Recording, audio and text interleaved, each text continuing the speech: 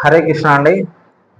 ISKCON తరపున ప్రొద్దుటూరు మరియు ప్రొద్దుటూరు పరిసర ప్రాంత ప్రజలకు ఘోర పూర్ణిమ సందర్భంగా అందరికీ ఈ కార్యక్రమాలకి ఆహ్వానం పలుకుతున్నాము. రేపు అనగా 3వ తేదీ మంగళవారము 2026వ సంవత్సరము సాయంత్రం 5:30 నుంచి కార్యక్రమాలు మొదలవుతున్నాయి అనిమిషన్ మున్సిపల్ గ్రౌండ్ లో. ఈ కార్యక్రమాలకి ప్రొద్దుటూరు ప్రజలందరికీ మరియు పరిసర ప్రాంత ప్రజలందరికీ కూడా ఆహ్వానం. కార్యక్రమ వివరాలు: 5:30 నుంచి భజన కీర్తన, 6:50 నుంచి భోజన ప్రసాదాలు మొదలవుతాయి. గతంలో 5:30 నుంచి కార్యక్రమం, అదే సమయంలో భోజన ప్రసాదాలు కూడా మొదలవుతూ ఉన్నాయి. అయితే ఈసారి గ్రహణం సందర్భంగా గ్రహణం పూర్తి అయిన తరువాత భోజన ప్రసాదాలు మొదలవును. ఇది ముఖ్య మార్పు అన్నమాట. దీంట్లో ఇది అందరూ గమనించవలసిందిగా విజ్ఞప్తి. భోజన ప్రసాదాలు 6:50 నుంచి 10 గంటల వరకు కొనసాగుతాయి. ఆ తర్వాత కూడా జనాలు ఉంటే 30,000 మందికి ఏర్పాటు చేశాము. అందరికి కూడా భోజన ప్రసాదం సంపూర్ణంగా ఉంటుంది. 6:50 నుంచి దర్శనం చేసుకున్న వాళ్ళందరికీ కూడా వెన్న లడ్డు కూడా దర్శనానంతరం ఇవ్వబడును. ముఖ్య గమనిక: ఇందులో మార్పులు చేర్పులు ఏమనగా, ఈ గౌరవ సందర్భంగా ఇప్పుడు గ్రహణం వచ్చింది కనుక 6:50 నుంచి భోజన ప్రసాదాలు, వెన్న లడ్డు ప్రసాదం ఇవ్వడం జరుగుతుంది. ఇది అందరూ గమనించవలసిందిగా విజ్ఞప్తి. రెండో విషయం, గౌర పూర్ణిమ అనగా భగవంతుడు ఆవిర్భవించినప్పుడు వివిధ అవతారాల్లో వివిధ వర్ణాల్లో ఆవిర్భవిస్తూ ఉంటారు.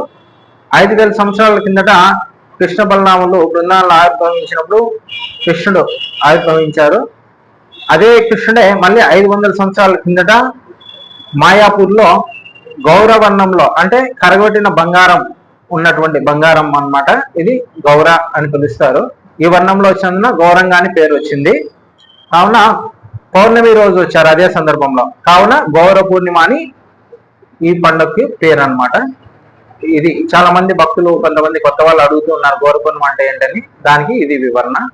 హరే కృష్ణ. హరే కృష్ణ అండి. ముఖ్య గమనిక ఏమనగా, ఈ గ్రహణం సందర్భంగా వైదిక శాస్త్ర ప్రకారం ఎటువంటి జాగ్రత్తలు తీసుకోవాలో, ముఖ్యంగా ఆధ్యాత్మికానికి సంబంధించి అటువంటి జాగ్రత్తలన్నీ తీసుకోవడం జరిగింది. కావున ప్రజలందరూ కూడా ఇప్పుడు పాల్గొనొచ్చు ఈ కార్యక్రమంలో. సహజంగా అందరూ గ్రహణం అంటే అయినా మంచిది కాదు, బయట తిరగద్దని అనుకుంటారు. అత్యున్నతమైనటువంటిది భగవంతుని యొక్క నామ సంకీర్తన కనుక ఈ నామ సంకీర్తనలో ఎవరైతే పాల్గొంటారో వాళ్లకు అత్యంత శుభప్రదం జరుగును. కావున అందరూ కూడా ఇందులో పాల్గొనండి. ఈ కార్యక్రమాన్ని పాల్గొని శుభాన్ని చేకూర్చుకోండి ఎవరికి వాళ్ళు. ముఖ్య విజ్ఞప్తి. హరే కృష్ణ. సో ఈ గౌర పూర్ణిమ విశేషం ఏమిటంటే, చంద్రగ్రహణం రోజే చైతన్య మహాప్రభు పౌర్ణమి రోజున ఆవిర్భవించారు. ముఖ్యంగా రేపు మార్చి 3వ తేదీ హోలీ పండుగ కూడా దేశమంతటా జరుపుకుంటున్నారు. అంటే మామూలుగా గ్రహణాలు అందరూ కూడా భయపడుతూ ఉంటారు, ప్రయాణాలు జరుపుకోకుండా ఉంటారు. కానీ ఈ చంద్రగ్రహణం రోజున పౌర్ణమి వస్తుంది, అదే సమయంలో హోలీ పండుగ జరుగుతుంది. ఈ చంద్రగ్రహణం మరియు పౌర్ణమి కలిసినటువంటి ఇటువంటి దివ్యమైన రోజున శాస్త్ర ప్రకారంగా వైదికంగా యజ్ఞ, తపస్సు, దానాలు కార్యక్రమాలు చేస్తూ ఉంటారు.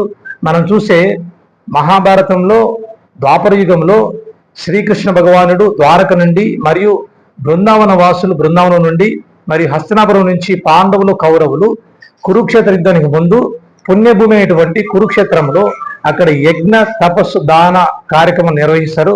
వారందరూ కూడా అందరికీ ఆవులు, తర్వాత బంగారు, ధాన్యము, ధనము ఇవన్నీ కూడా చాలా మందికి, వేల మందికి కూడా ధాన్యం ముఖ్యంగా దానం సమర్పణ చేస్తారు.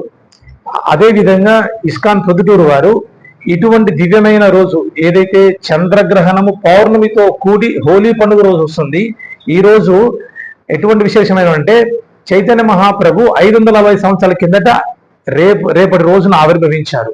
కాబట్టి ఇంతటి మహత్తరమైన దివ్యమైన రోజున మీరందరూ కూడా శ్రీకృష్ణ భగవానికి, చైతన్య మహాప్రభువుకు సేవ చేసుకునే అవకాశం ఇస్కాన్ ప్రొద్దుటూరు వారు నిర్వహిస్తున్నారు. ఇందులో ఏమిటంటే శాస్త్రం చెబుతుంది, ముఖ్యంగా పద్మపురాణంలో చెబుతుంది, ఈ యొక్క ఇటువంటి దివ్యమైన రోజుల్లో ఏం చేయాలి అంటే గ్రహణే పౌర్ణమాస్యం చ దత్తం దానం మహాఫలం. అంటే ఈ గ్రహణము పౌర్ణమి సమయంలో చేసిన దానం మహా ఫలితాన్ని ఇస్తుంది. కాబట్టి ఈ గ్రహము గౌరవపణ్యం వచ్చే సమయంలో మీరందరూ కూడా నవధాన్యాలు, మేము మీ బరువు ఎవరికైతే చిన్నపిల్లలు కానీ పెద్దవాళ్ళు కానీ వారి బరువు కొద్దిగా తులాభారం మేము నవధాన్యాలు ఇస్తాం. ఆ నవధాన్యాలని మళ్ళీ భగవంతుని సేవలో నైవేద్యంగా 1000 మందికి ప్రసాదంగా జరుగుతుంది. కాబట్టి ఈ తులాభారంలో మీరందరూ పాల్గొనండి. ఇటువంటి దివ్యమైన రోజున భగవంతునికి చేసే సేవ చాలా మహత్తర ఫలితాన్ని ఇస్తుంది. కాబట్టి మీరు ఈ యొక్క చంద్రగ్రహణం అని భయపడడం అవసరం లేదు. ఎందుకంటే ఈ శాస్త్రీయంగా మేము చూసాము. దానికి తగ్గట్టుగా తగిన ఏర్పాట్లు, జాగ్రత్తలు కూడా మేము తీసుకుంటున్నాం.